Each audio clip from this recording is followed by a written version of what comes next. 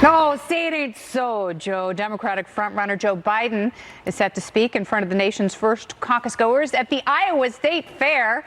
That kicks off today, and so do his brand new gaps. Yesterday, also in Iowa, Biden blasting the president, who was visiting Dayton and El Paso in the wake of last weekend's mass shootings. Watch. This president has fanned the flames of white supremacy in this nation.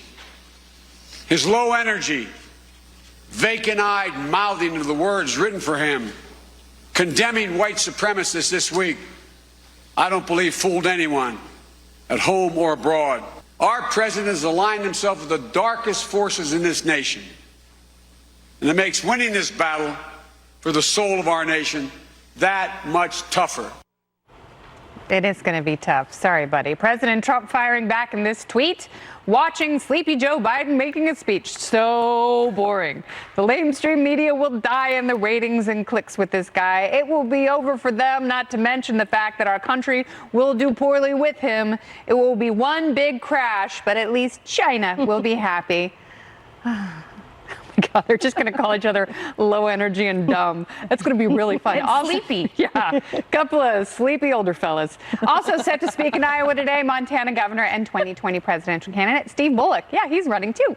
He is warning the rest of the crowded primary field to knock off the infighting. He says that only helps President Trump. Watch. As I stood on that debate stage last week and then listened to that next night, I saw his re-election becoming more likely with each passing minute. Let me put it plainly. We cannot defeat Donald Trump's politics of personal destruction if we practice the politics of self-destruction. The fact is, we are well on our way to losing this election long before it ever really even has started. That audience did not. They were all looking for They were looking around for cots, for a place to nap. Those were the worst delivered remarks in recorded history. Yeah, that was good. And we were sitting there going, he was on the debate stage? He was on Wednesday. Was he really? Yeah, he was on Wednesday, and he made some decent points. Number one, he is a Democrat who won in a red state. And as a governor, he actually has to get things done and work with the other side. And with all that, given those important qualifications, still people are falling asleep. No one cares. Exactly. All right, so is he right? Is he right that the Democrats and their infighting is just going to hand the president re-election? Well, I think that there's a whole host of issues that are creating vulnerabilities for my party against President Trump. Among those problems is the infighting. I mean, it was not nearly as heated on that Wednesday night that the governor of Montana was on. And I've already forgotten his name. Yeah, I know. Are you sure he was on? Yeah, he was definitely on. But on the following evening, it was really the daggers were out. Yeah. And the more that we do that, the more that we give material to the other side.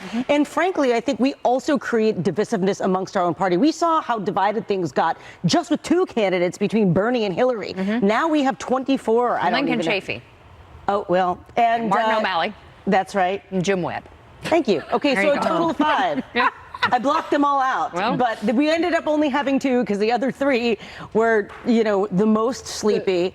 But I think that, when we have that, my concern is with so much fracture within the party, people are going to sit at home too, and that's a real problem. See, I disagree. I think that you have to be fiery and you have to get the media attention. You have to say something outrageous in order to get attention, in order to get money, in order to get votes, in order to move forward. The problem is that when you have everybody standing up and saying the most outrageous, most offensive thing about each other, once someone wins, they cannot get anything done because everyone is still screaming and you have already had all of these fights. And that's, Chris, how do we get ourselves out of this situation where nobody's pivoting back to get anything done? Oh, you're absolutely. The triangulation is going to be contortion. Oh, they're going to try to, but the Democrats just can't help themselves. They've got to, at this point, give in to the craziest factions of the far left wing of their party. They look at the sort of woke millennial Democrats that elected Republicans did the same AOC thing. And everybody else.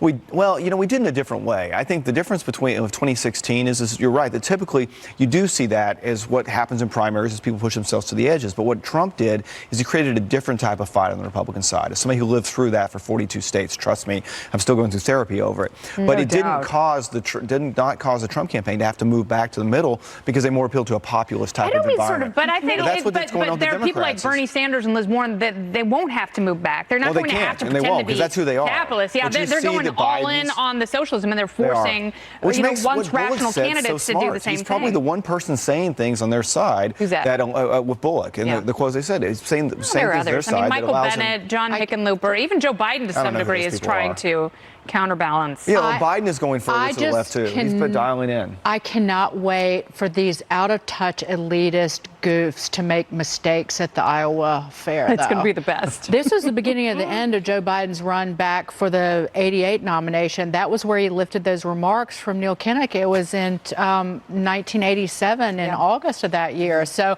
but then again, remember John Kerry? Was it 2004? His health shake. But it was the $4 strawberry smoothie, and they're like, "Get him a corn dog!"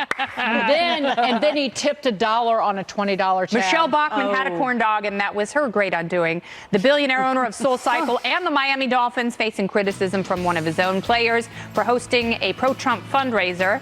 But the pressure is not just coming from a wide receiver. Kenny Stills, now some celebrities calling for a boycott against Stephen Ross's businesses. Is that getting a little too extreme? We'll talk about it next.